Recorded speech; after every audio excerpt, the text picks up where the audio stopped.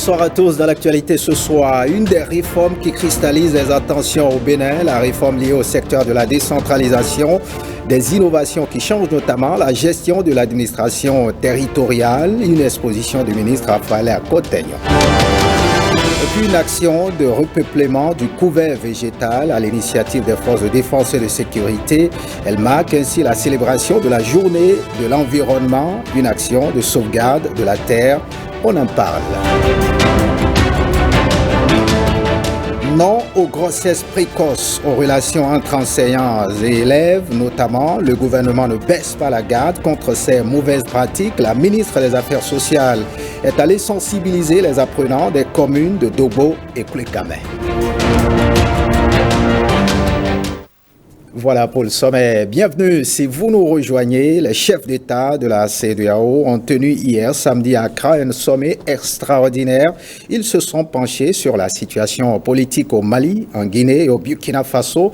Ils ont évalué le contexte à la lumière des récents événements qui affectent les différents pays. Le président Patrice Talon a pris part aux travaux. Jérôme Ongbo et Mohamed Bior nous font le point. Le président Patrice Talon aux côtés de ses pairs de l'Afrique occidentale à Accra, au Ghana. L'évolution de la situation politique au Burkina Faso, en Guinée et au Mali est au centre de ce sommet extraordinaire de la conférence des chefs d'État et de gouvernement de la communauté économique des États de l'Afrique de l'Ouest ce samedi.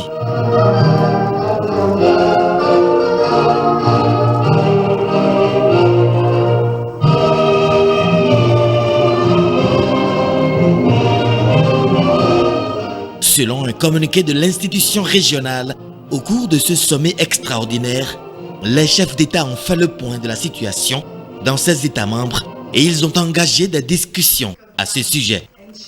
La CEDEAO exige le retour rapide des civils au pouvoir au Burkina Faso, en Guinée et au Mali, des pays frères dirigés par des juntes. C'est la condition fixée par l'organisation sous-régionale avant toute levée des sanctions imposées à ces trois États. Au Mali, les autorités militaires de transition au pouvoir se donnent 24 mois avant d'organiser des élections et rendre le pouvoir aux civils. En Guinée, la durée de la transition est fixée à 36 mois, comme au Burkina Faso. Le sommet de la CEDEAO a été suivi d'une session extraordinaire de la conférence des chefs d'État et de gouvernement de l'UEMOA. Celle-ci est consacrée à la situation sociopolitique dans l'espace communautaire et aux questions relatives aux institutions et organes de l'Union. Après les travaux d'Accra, le président Patrice Talon a regagné Cotonou. Bonjour, Monsieur le Président. Voyons à présent cette conférence de presse sur les 30 ans de la justice constitutionnelle au Bénin, la plus haute juridiction de l'État en matière constitutionnelle. Elle s'apprête à célébrer l'événement avec une série d'activités dès ce mardi 7 juin prochain avec les premières rencontres des hautes juridictions ouest-africaines en charge du contentieux électoral. Plus de détails avec Renaud Akapo, Rodi Babagbeto et Benjamin Denayon. Plusieurs activités sont au menu de la célébration du 30e anniversaire de la justice constitutionnelle. En ouverture au Palais des Congrès de Cotonou, une table ronde axée sur les cours constitutionnelles et les juridictions communautaires. C'est cette importante manifestation que nous célébrons donc les 7, 8 et 9 juin 2022 à Cotonou, conjointement donc avec la CEDEAO qui va également avec nous organiser ce que nous appelons la première rencontre des hautes juridictions ouest-africaines en charge du contentieux électoral. La remise officielle d'un document témoignage est prévue en hommage aux deux mandatures de la Cour constitutionnelle présidée par Concepcia Wenso.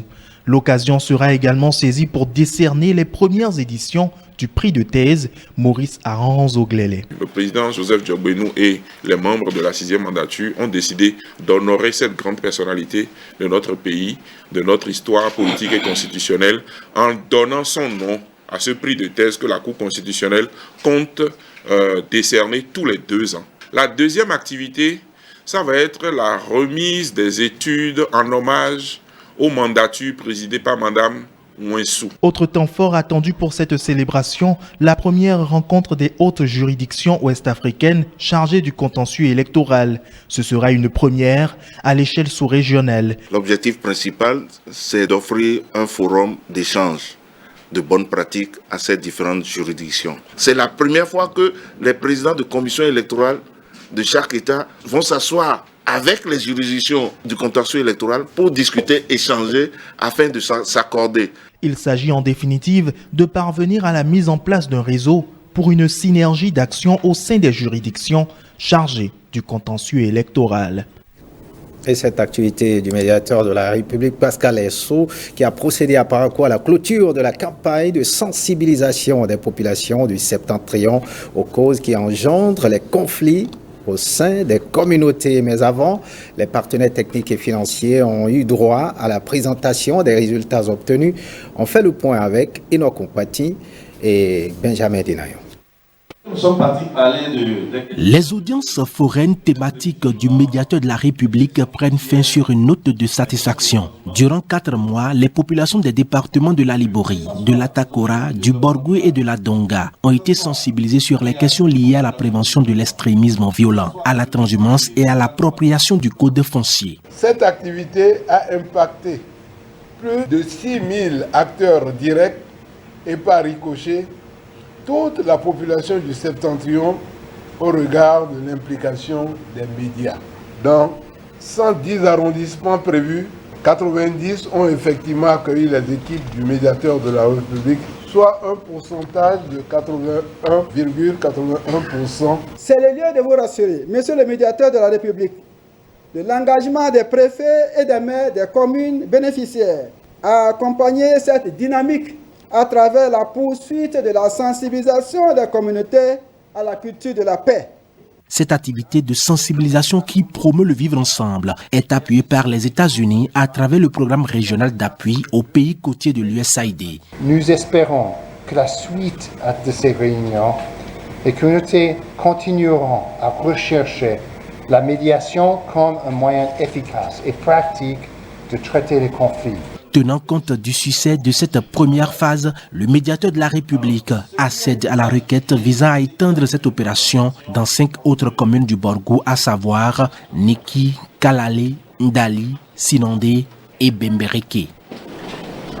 Passons à ces explications. Depuis son annonce, la réforme du président Patrice Talon dans le secteur de la décentralisation cristallise toutes les attentions en sa qualité de premier garant de sa réussite. Raphaël Akotayon est revenu sur la mise en œuvre de la dite réforme, invité sur l'émission Le gouvernement en action. Le ministre de la décentralisation et de la gouvernance locale a également fait le bilan des innovations de l'administration territoriale. En voici le résumé avec Estelle Pazou. Pendant 2 décennies, la mise en œuvre de la décentralisation s'est heurtée à divers obstacles. Gestion budgétaire peu satisfaisante, fiscalité non adaptée aux enjeux de la gouvernance locale. En 2021, le président Patrice Talon sonne la fin de la récréation. La réforme structurelle de la décentralisation est rendue opérationnelle avec la création du poste de secrétaire exécutif dans les mairies. C'est un pas fondamental et les SE ont pris fonction.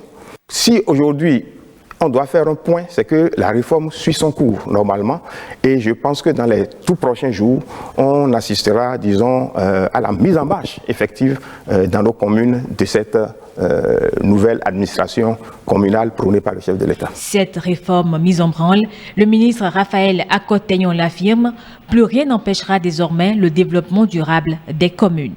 Il y a 6 autres fonctions. Il y a d'abord un responsable des affaires administratives et financières.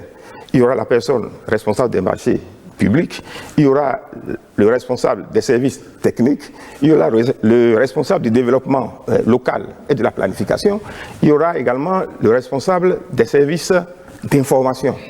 Tout ce beau monde-là, qui sont des spécialistes, chacun dans leur domaine, appuyant le SE, je pense aujourd'hui, il revient au conseil communal de prendre la bonne décision en tenant compte des besoins des populations, en tenant compte des potentialités de la commune, de remettre cela dans les mains du SE qui, sous la supervision, comme je l'ai dit, du conseil de supervision, mettra en œuvre ce qu'il faut pour que la commune émerge.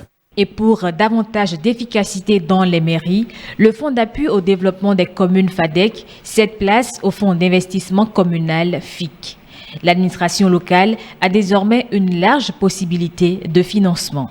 Notamment l'emprunt, également le partenariat public-privé et les fonds verts ou la finance climat, qui sont, disons, proposés par certains bailleurs sous certaines conditions.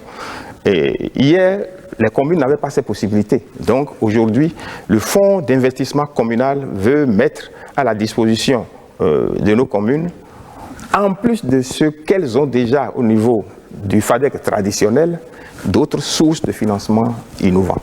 Au sein des communes, un mécanisme de renforcement de capacité du personnel de l'administration des collectivités territoriales est mis en place. En outre, le projet d'appui aux communes pour l'expansion des services sociaux Access a fait ses preuves. Le ministre de la décentralisation et de la gouvernance locale entrevoit à travers toutes ces réformes la valorisation des potentialités de toutes les communes pour, au final, accélérer le développement du Bénin. Voyons à présent cette action au profit de l'environnement, nouvelle mobilisation des forces de défense et de sécurité au profit de l'environnement. Elles ont pris d'assaut la place derrière l'hôtel Sofitel pour une action de repeuplement du couvert végétal. Cette action de sauvegarde de la terre entre dans le cadre de la Journée mondiale de l'environnement célébrée ce dimanche. William Choki, Igor Ayoso. Bis repetita pour cette action de repeuplement du couvert végétal de la côte béninoise. Devenue presque une tradition, ils ont envahi à nouveau cette dune derrière l'hôtel Sofitel. Ces hommes en uniforme marquent leur profonde adhésion à la sauvegarde de cet écosystème particulier. 3200 plants de cocotiers pour changer le visage de cette plage, verdit ce désert de sable marin. C'est notre manière de participer à la sécurisation de notre planète qui, en ce moment, est en train de perdre ses arbres. C'est notre manière de participer au reverdissement de notre planète, la seule que nous avons. Pour nous, la Journée mondiale de l'environnement, c'est le moment de sensibiliser, c'est le moment donc de porter des actions positives à notre humanité. C'est le moment aussi d'apporter des corrections sur les dérives que nous avons connues jusque-là. Et cette journée coïncide avec les 50 ans donc, que nous avons connus en 1972 par rapport donc, à cette conférence planétaire qui a conscientisé l'humanité tout entière par rapport donc, aux effets des changements climatiques, par rapport aux impacts anthropiques donc, sur notre environnement. C'est un appel et un sursaut, une fois encore patriotique, et qui est matérialisé surtout par l'appel et l'appui des forces armées, et pour symboliser, pour dire que dans les casernes, l'armée ne sera pas que uniquement pour la guerre, mais l'armée est également là pour le développement. Journée mondiale de l'environnement, édition 2022, nouvelle mobilisation des forces de défense et de sécurité, nouvelle portion du littoral béninois, sauver des affres d'éventuelles érosions côtières. Et sur ce même registre, 7600 plants ont été mis en terre dans le Koufou à l'occasion de la 38e journée nationale de l'arbre, couplée avec la campagne nationale de reboisement 2022-2023. Patrick Ayadji et François Zissou nous font le point. Dans un élan de solidarité, des acteurs de la filière bois s'associent à la campagne nationale de reboisement 2022-2023 dans le Koufou. 7600 essences autochtones sont mises en terre sur un espace de 3 hectares à Rangbanou, dans la commune de Lalo. Un geste qui s'impose face aux effets des changements climatiques. La précarité des pluies est devenue très criarde, rendant aléatoire les résultats des campagnes agricoles. Le désert est à nos portes et si nous ne nous engageons pas résolument à planter, à entretenir les arbres et protéger les reliques de forêts qui existent, encore nous serons coupables d'homicide volontaire devant les tribunaux des futures générations. une meilleure connaissance des essences autochtones à grande valeur économique nous ouvre résolument la porte vers une économie verte durable. L'élan local de solidarité des acteurs de la filière bois pour la promotion de reboisement, une idée pertinente, et doit être promue, poursuivie, soutenue pour que la mise en terre des plants et leur entretien soit une affaire collective, parce que lorsqu'on s'associe, on réussit toujours. L'administration forestière et les responsables du site promettent un bon entretien des plants. Ils ont pris un engagement écrit devant l'autorité préfectorale. On prend la direction du Septentrion, précisément dans le Borgou. Dans le Septentrion, pour marquer la journée nationale de l'arbre, le préfet du Borgou a donné le top de la mise en terre des plants à Bembereke. Les responsables des services déconcentrés et des apprenants étaient notamment témoins de cette opération. Kadnel Kapo et Aziz Alaoui. Le top de la 38e journée nationale de l'arbre et de la campagne nationale de reboisement est ainsi donné dans le Borgou. Une série d'appels a précédé l'acte du préfet Djibril Maman Cissé. L'objectif de ces discours, sensibiliser la génération montante et celle actuelle sur le rôle tant incontournable de l'arbre pour la survie de l'humanité. L'arbre joue un rôle important dans l'écosystème. Nous pouvons dire avec aisance que la survie de l'écotourisme, la vie de l'homme, toute la microbiologie se résume sur la croissance de l'arbre. C'est pourquoi nous devons célébrer l'arbre. Le thème de cette célébration donne priorité aux essences autochtones, socle d'une économie verte durable. Plus d'1 400 000 plants du genre viennent renforcer les efforts de la campagne actuelle. Dans le Borgou, les éditions 2020 et 2021 de cette activité font un record d'environ 75% de succès. Des performances certes, mais il faudra redoubler d'ardeur vu l'urgence climatique et environnementale, selon les gardiens de la nature. Je voudrais donc nous inviter à œuvrer pour que tous ces plants soient mis en terre et qu'ils soient protégés et entretenus. Les défis sont nombreux et les enjeux énormes au vu de l'accroissement de la population, du développement des communes, des effets de l'urbanisation et de la pression des populations sur le couvert végétal forestier. C'est pourquoi il devient impératif de reconnaître la place de l'arbre en tant que moyen potentiellement efficace et économiquement viable pour lutter contre la précarité des couches vulnérables et améliorer l'environnement et l'aspect des villes. Le ceiba, le baobab, le néré et le kaya sont entre autres essences mises en terre. À cette occasion, plus de 5000 plants sont prévus dans chacune des communes du département du Borgou. Et ce dimanche 5 juin, nous célébrons la Journée mondiale de l'environnement, une occasion au cours de laquelle les hommes en treillis organisent le reboisement interforce. Vous les avez vus tout à l'heure. Il y a 2 ans, elles étaient donc ces fosses à la place de Fige-Rosset pour la mise en terre des plants de cocotiers. William Tchoki est allé constater ces plants qui s'épanouissent dans cet environnement promis à l'attraction. Suivez.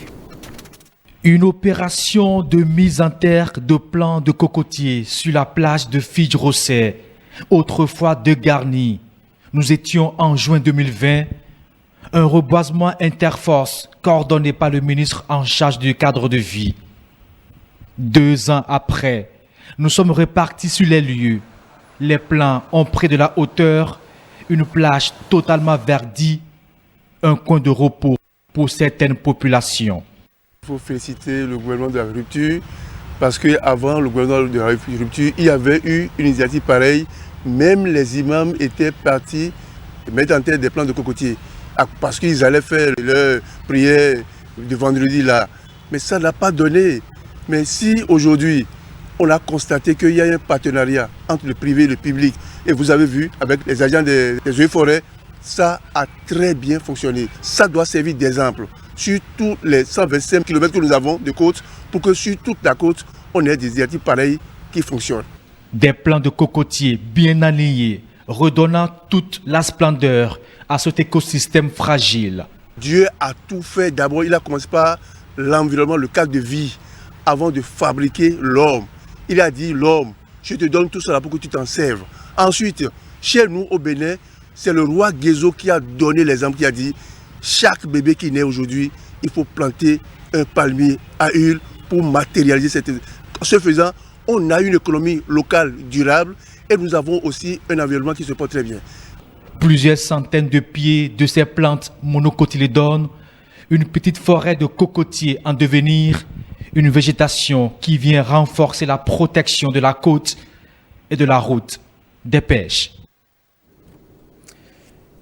Parlons maintenant du tri des déchets. La société de gestion des déchets et de la salubrité dans le Grand Nokoué rend opérationnel 15 unités de tri des déchets, un acte qui s'inscrit dans le cadre de la célébration de l'édition 2022 de la Journée mondiale de l'environnement.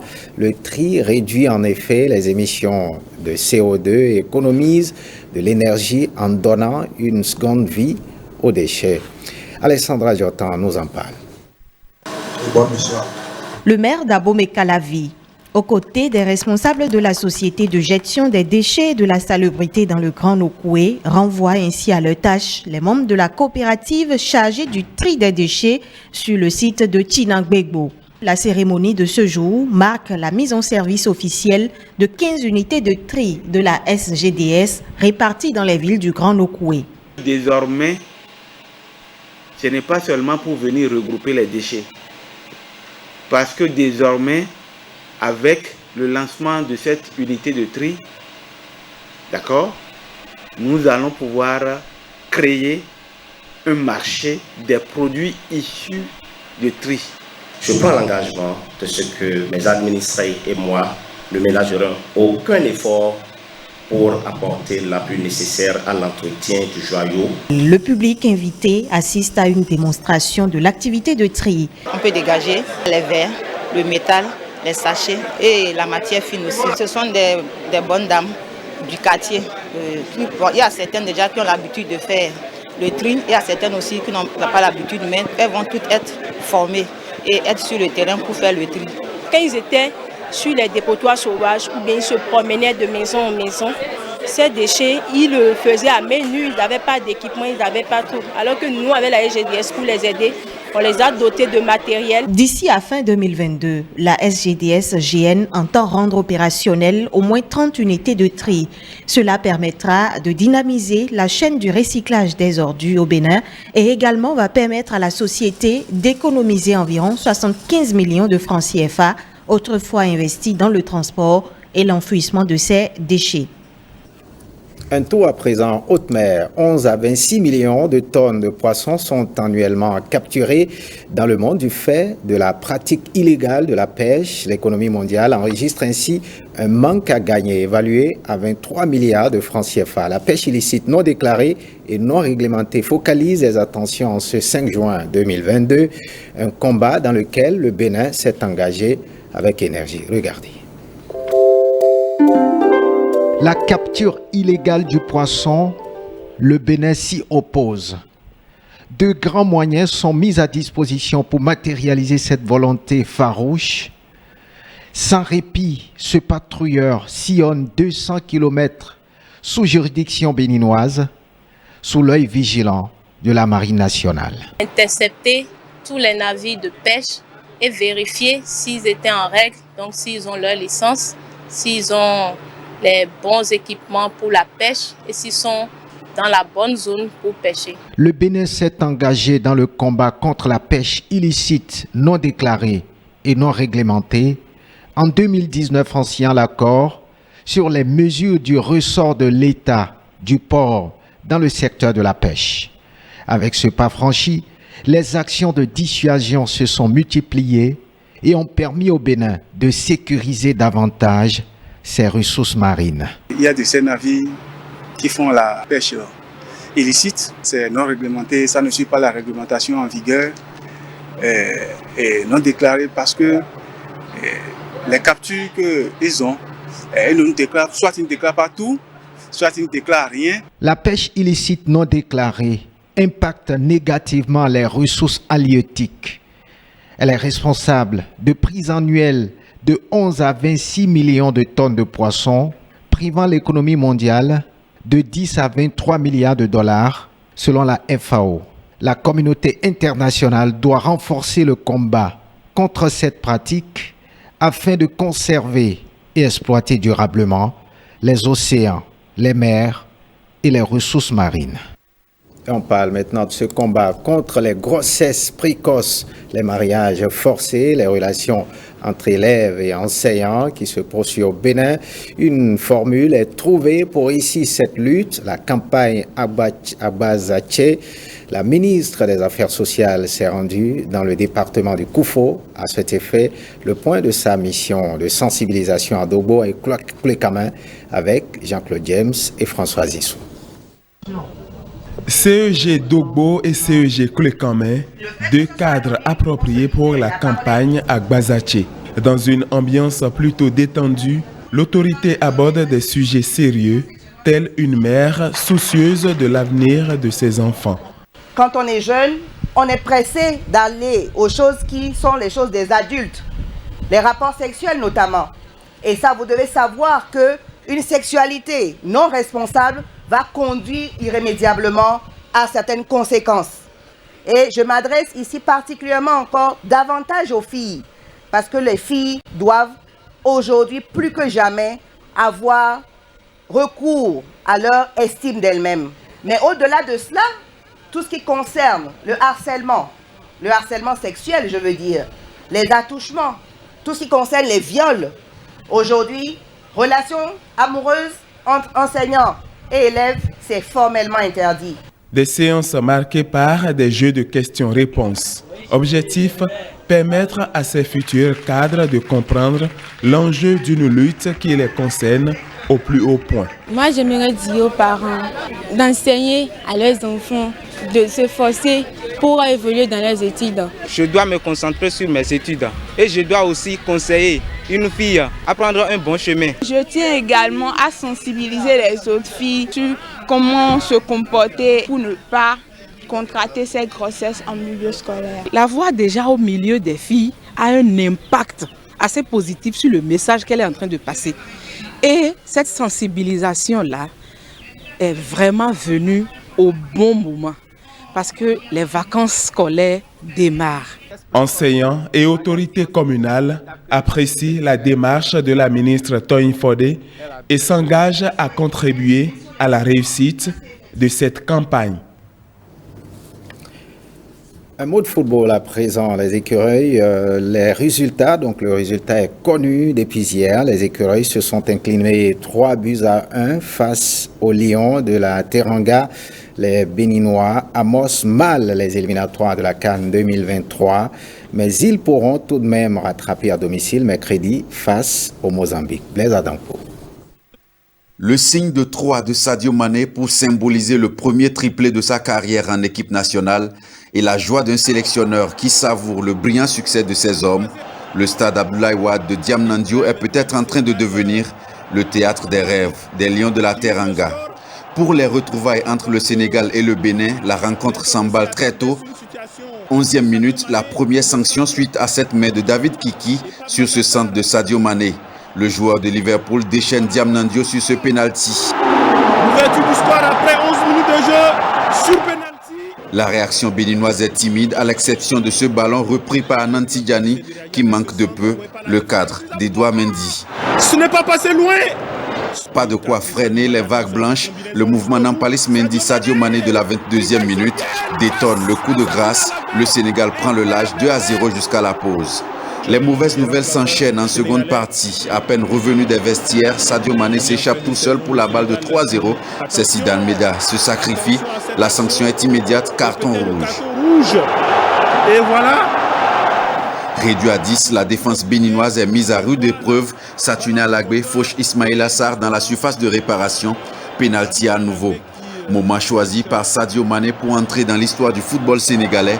L'attaquant de Liverpool signe son triplé et devient meilleur buteur de l'histoire de la sélection avec 32 réalisations, battant le record précédemment établi par Henri Camara, 31 buts.